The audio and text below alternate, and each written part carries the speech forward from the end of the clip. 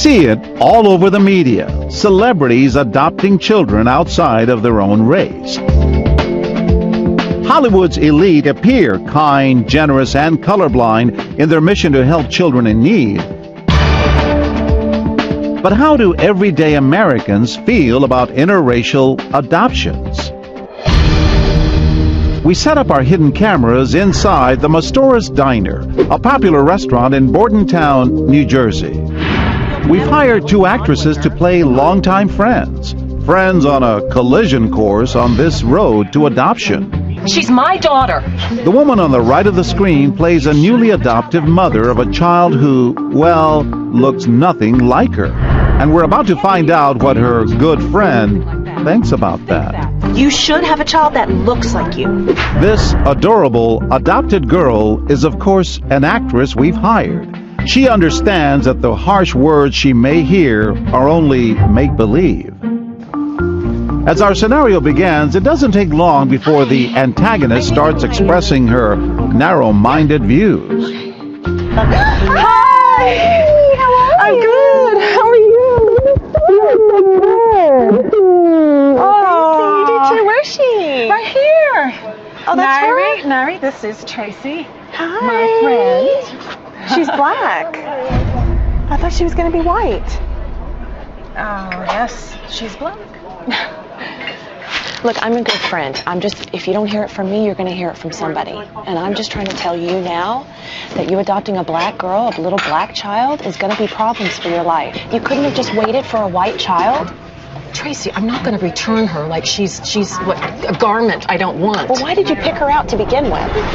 This patron, a regular at the diner, has heard enough, and she leaves her conversation at the counter to give our bickering women an earful. The child is old enough to know what's going on between the two of you. And you really should let what's going on between the two of you happen when she's not with you. Our supposed friends explain their conflict, and when they ask the woman for her opinion, we're surprised at her answer. I wouldn't do it because I feel blackbirds stay with blackbirds and doves stay with doves. Culture. And that's right. But you've done it. It's a done thing, right? You've already adopted her. And all she needs is love. To holler at her and to downgrade her and to tell her what mistakes she made now isn't going to do any good. It's going to break up your friendship, and it's not worth it. A million people have done what she's done. Love her for it. And help her with it. And then this other woman who's been watching and listening to the debate weighs in. She is a beautiful child. I mean, thank you. I don't have a problem with it at all. There are hundreds of people who adopt black children, and it only becomes an issue if you make it an issue. Right. And for you to talk the way you were talking to her in front of her, I think is despicable. It's time to explain that this is all part of our What Would You Do scenario. But even after we do, Bunny Colby remains remarkably honest and firm about her feelings on interracial adoptions. I couldn't do that. I wouldn't subject myself to the looks and everything that people would give me if I had a black child.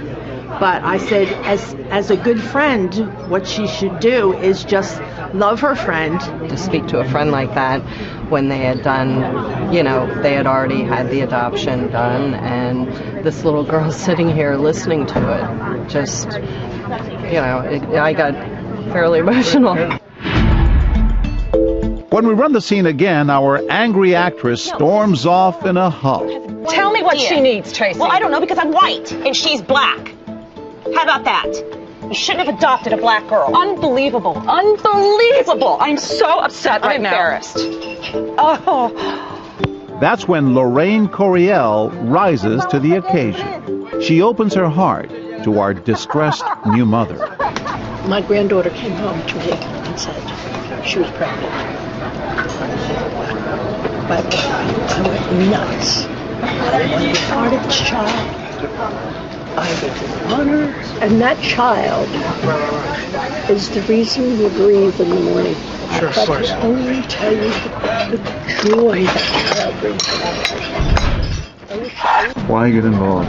I went through a similar situation in my life. I have a great-granddaughter whose father is African American.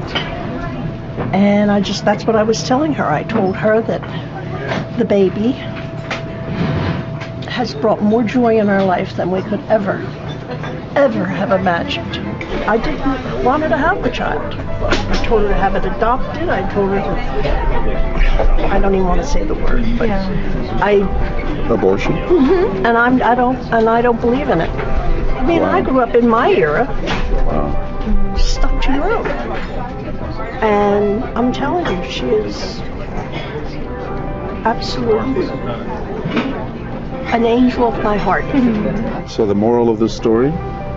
Don't let the color of the skin interfere.